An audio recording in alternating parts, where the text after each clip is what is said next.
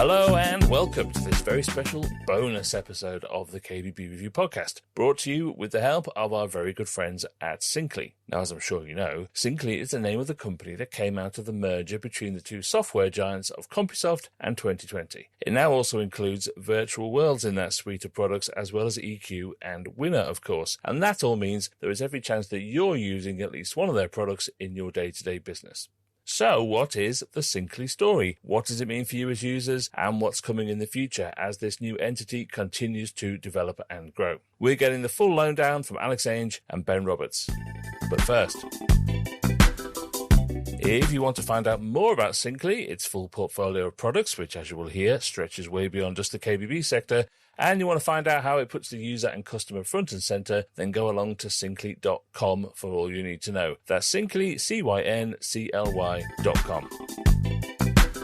So let's find out all about Cyncly, and as promised, we have Alex Ainge. Hello, Alex. Hi, Andrew. And we have Ben Roberts. Hello, Ben. Hello, Andrew. Hello, welcome to you both. Okay, look, there's a big story here about merging two big businesses together, but let's start with you two and work out what your roles are now in this new organisation. I think we should start with you, Alex, as it could take a good 5 minutes just to tell us your job title.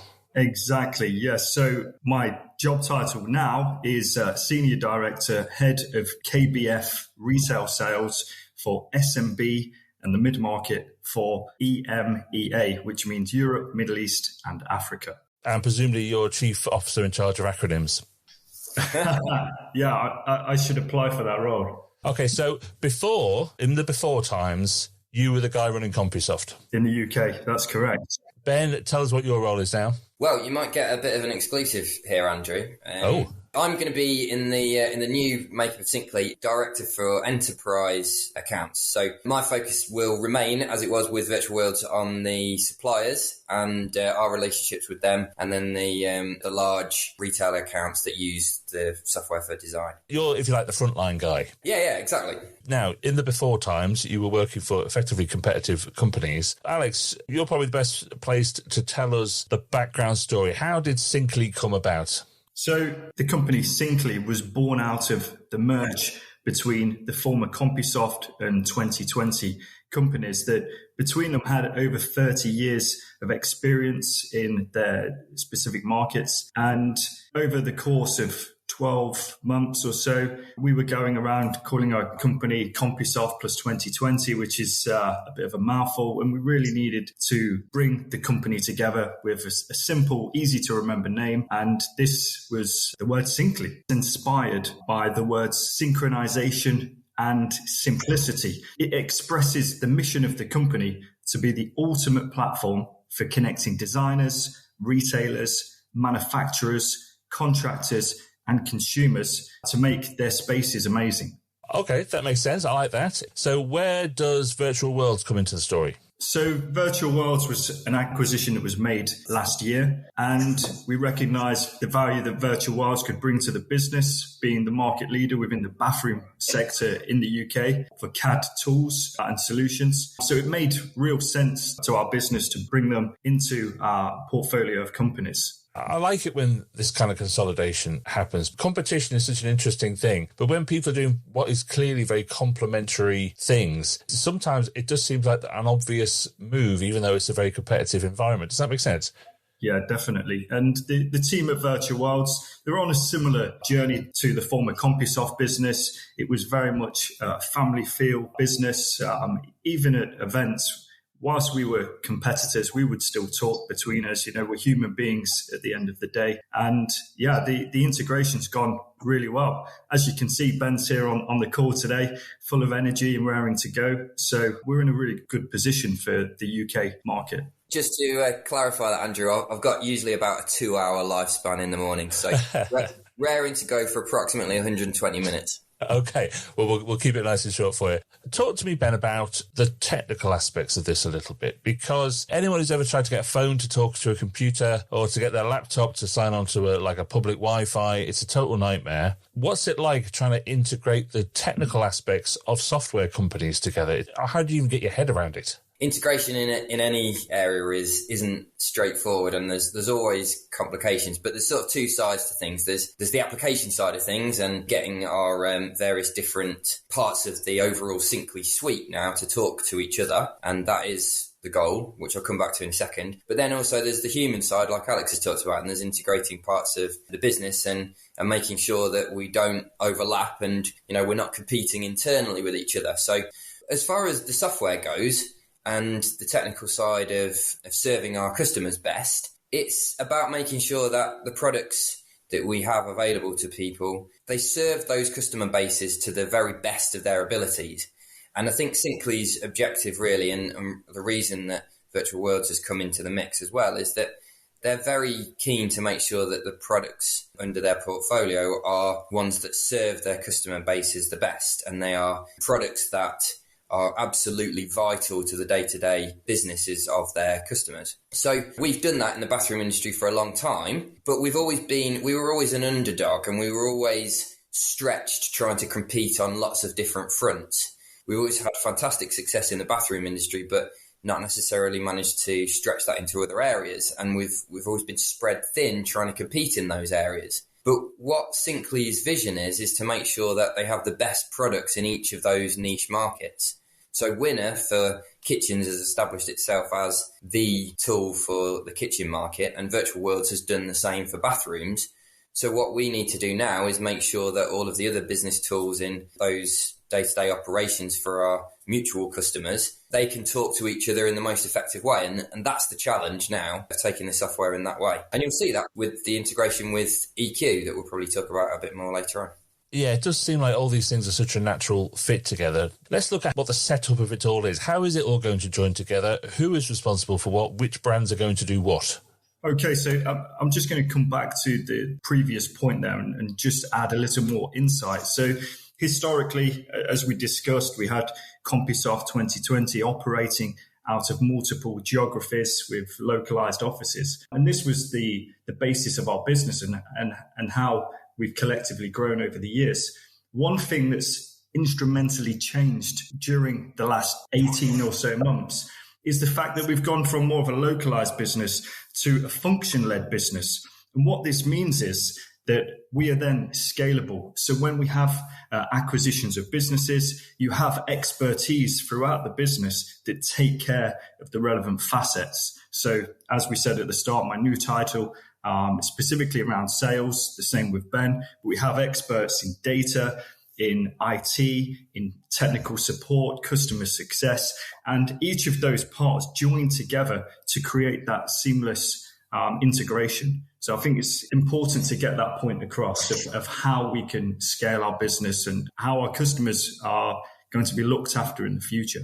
Yeah, and I think that's what makes this such an interesting exercise. As I say, because it's all such a natural fit and you guys have the expertise to join it all together, the ultimate goal, I guess, is that customers don't ever even notice. That is the ultimate goal. We try and do as much as we can in the background so that it's business as usual and they get the service that they expect.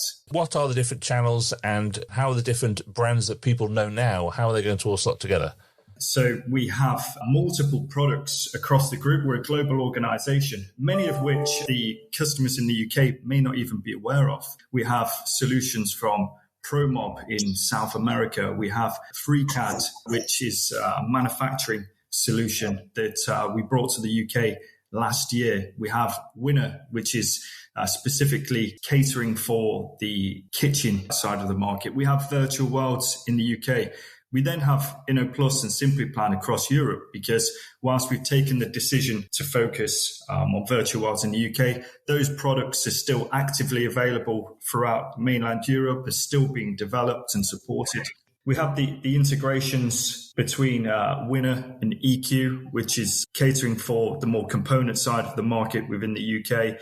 Now we're just about to launch the integration between Virtual Worlds and EQ, which is going to add a lot of value to our customers, being able to use the best bathroom solution on the market, accompanied by the best-in-class business management tool. We have further integration with tools like Ideal Spaces and Design at Web, which are more online specific solutions. That's what I find so fascinating about it, because obviously all these products have been developed in isolation from each other. And the challenge for you guys now, which is a very creative challenge, is how you make them all fall under one roof, come under one platform. And I guess the ultimate aim is that you'll be able to switch back and forth between all these things pretty seamlessly. That's one of the beauties of now being a function-led business, because what you're doing, you're bringing like-minded people together so that the developers are one team. So whilst they have their specific products that they're developing, there's lots of information sharing, idea sharing. They're working collectively across the globe to get the best out of our solutions and look at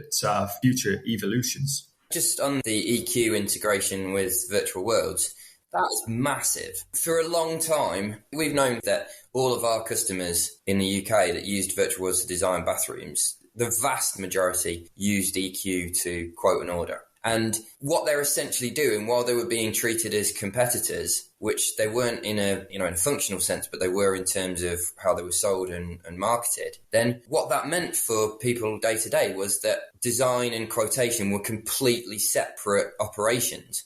And you would do them essentially as like a rerun of the other. So whichever you were doing first, you were then repeating the whole process again in the other system. Imagine the amount of time our retail customers will now save with the products that they already have, by the way. So this isn't additional charges. This is then just a benefit immediately for all of those customers in the integration, that the first thing we've gone and done is make sure that their design system works with their quotation system. And then they can start the process from EQ and immediately launch a design in virtual worlds. And then they can do it the opposite way around too. So they can design in virtual worlds and immediately take all of the products in that design across to the quotation in EQ and process that order.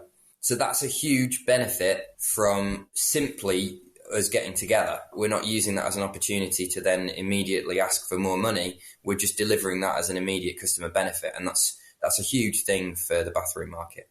Yeah, and especially if they can then switch back into Winner, do the kitchen, it all goes into EQ all in one go. It just makes people's lives much easier, particularly because you learn the shortcuts on one thing and then you've got to learn the shortcuts on something else. I mean, it all makes perfect sense when you put it like that. Let's stick with you, Ben, for a minute. Let's expand on that a little bit about what it means for the people using these packages here and now. What are they seeing? What are they going to see in the near future? Well, the key thing is that what we're very aware of is people have bought our products across the portfolio for specific reasons and because of their USPs and the way they make their lives better and their sales process work.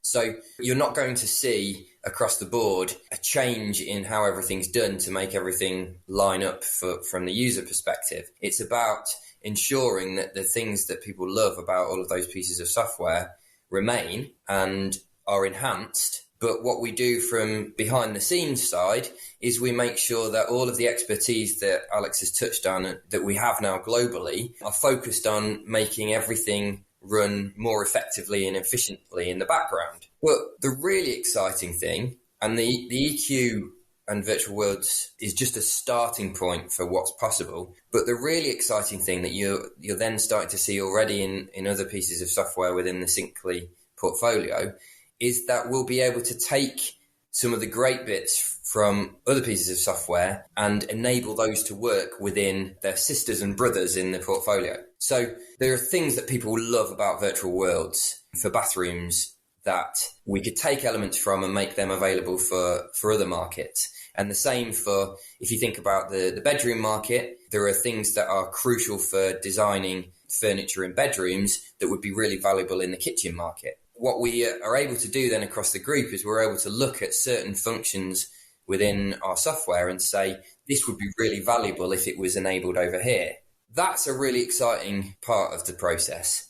But then the other is just about making the journey for consumers smooth and complete right the way from inspiration stage to the actual purchase stage. And again, by making sure that we have the right products in each step of that process and helping them start to talk to each other, we can then make that journey seamless and make sure that there's no dropping off point for retailers with their customers. So we're embarking on what's a really exciting journey. When we were virtual worlds, there were always big gaps in the process that we were desperate to try and fill, but we was just spread too thin to do that. Whereas as Alex has mentioned before, we have expertise in every area. That means that we can all focus on one specific job role and make sure that all of those bits of the journey fit in together for the software and then for our customers. And talking about our expertise, we're obviously on this call today about the KBB industry, but Cyncly is much more than this. We've broadened our scope. We are focused on windows, doors and glass,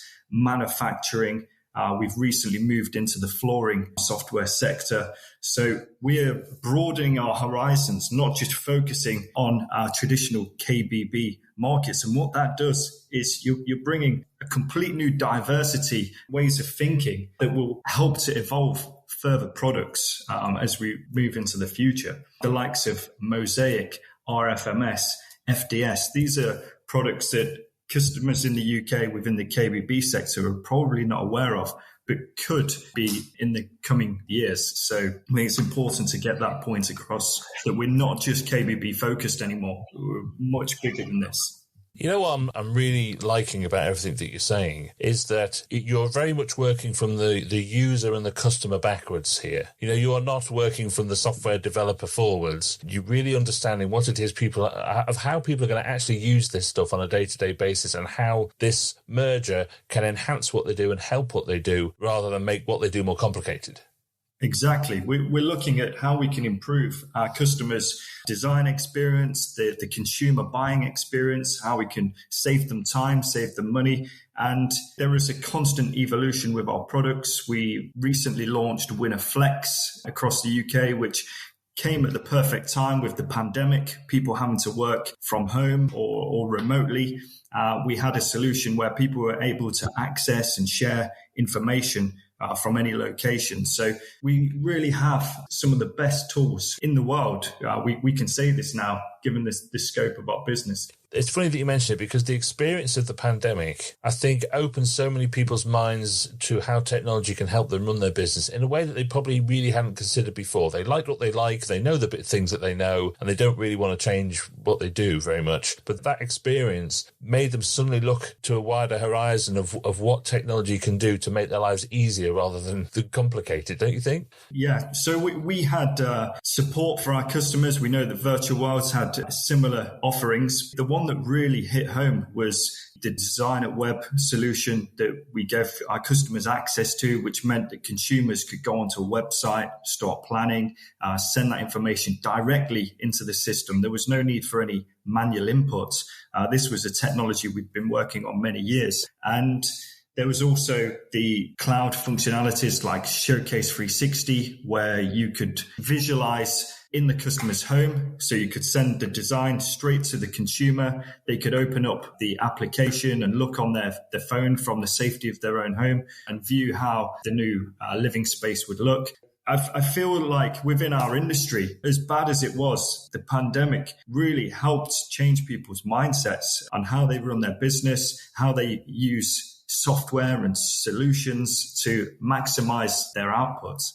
Let's look to the future a little bit again here. You talked a lot about some of the other things you've got coming on stream, but are there more acquisitions in the pipeline? Have you got your eye on other packages and things that you think, okay, that's very popular too, let's bring that into this portfolio as well? What are your goals and aims for this? So our focus is on customer growth, and going forward, we'll continue to invest to create greater value for our customers. This is first and foremost. In terms of acquisitions, we will continue to explore opportunities that allow us to broaden our offering to our customers or evolve our technology to shape the future needs of the industry. So as I stated previously, if there is a solution that fills a gap in the market, then of course it's something that will be of interest to us.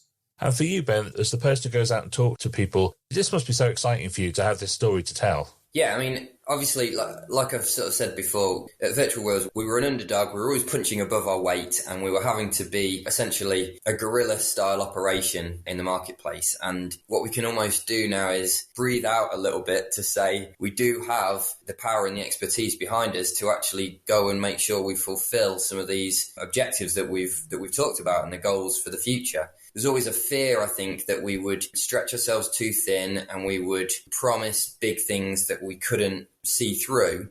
And I think that fear has been removed because, we really do have not just the expertise and infrastructure behind us to go and do them, but the reason Virtual Worlds was brought into the mix in the first place is because, of how we've managed to establish ourselves as a cutting edge element of the KBB software industry. For us to be able to deliver some of the things that we've started, and the big thing that I would say is coming imminently that's really exciting for the industry is virtual display space. And what we're going to be able to do now is essentially deliver a new channel to market for the KBB industry by saying that you will be able to publish displays as a supplier, as a brand, into showrooms that complement the physical displays.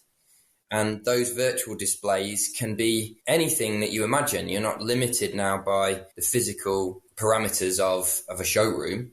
You can imagine your brand and present your brand however you want to. And you're not even restricted by what you would be in a brochure or on a web page where you have to see all of the product in one shot, because virtual reality space is 3D. You can see it from all angles. You can explore all over the place, and it can also be vast. You can offer different product options within a small space to emphasize how a real person's home works. Or you can go to the opposite extreme and you can imagine your products in whatever setting you make or they feel at home, and that the brand presents their products in the best way. So that's something that is tangible, that the retail industry will be able to benefit from and multiply the footprint of their physical showrooms and ensure that their customers don't have to go elsewhere to see product. So it's as powerful a tool in a small business as it is in a big business where there's lots of product choice, and everyone should be able to benefit from that being available. I mean, it is so exciting. As someone who loves this kind of stuff, I do find this stuff so interesting and so exciting. And I presume you've already gone out and bought one of those Apple Vision Pro headsets on expenses, have you? Yeah, it might take a while to process that claim. About $3,500 worth of ski goggles. But the potential, as you say, is absolutely limitless. And that's what I find so exciting about it. And now that you have this organisation which can put some resource behind this kind of development, is so interesting. And as I say, it's so important that you're doing that development from the customer backwards. That's what makes it so interesting. There is one important question I need to ask you, though, both chaps. And again, this is a question I've been asking everybody on the podcast this series, and you two are no exception. And it's going to be interesting to see if you agree now that you're all one company. I'm going to start with you, Alex. Are you ready? Okay, let's go for it. What is your baked potato filling of choice? I'm a simple guy. Cheese. Just cheese, no beans? Cheese and butter. Cheesy butter man. Okay, all right, that's fair enough. That's a classic. Ben, what about you? Well, if you're saying of choice, then you're talking about our dream version of the jacket potato, are you? Well, if you were going to go into a cafe today for your lunch and get a baked potato, what would you have in it? Okay, if I was going to go into a cafe, then it'd be tuna mayo with some spring onion, and yeah, I'd probably keep it cold filling, lots of butter. Well, what's interesting about that is clearly you've got the classic contrast there of the cheese or the tuna mayo. I mean, that is a classic conflict. The addition of the spring onions is quite interesting. I find that's very... I live in London. I was trying to stay alive, Andrew. Let's just throw some greenery in there. Well, I'm just glad neither of you said coleslaw, because some people have said coleslaw, and quite frankly, that should be outlawed. What's equally good about this is we've talked about baked potatoes almost as long as we've talked about the entire merger of your companies. So, it just shows what a debate this is. Look, Alex, Ben, thank you so much for your time. It's going to be so interesting to see what direction you guys end up with. And I can't wait to make sure when something new comes out, I'm the first to know. For sure. So brilliant. Thanks for your time, chaps. Thank you, Andrew. Cheers, Andrew.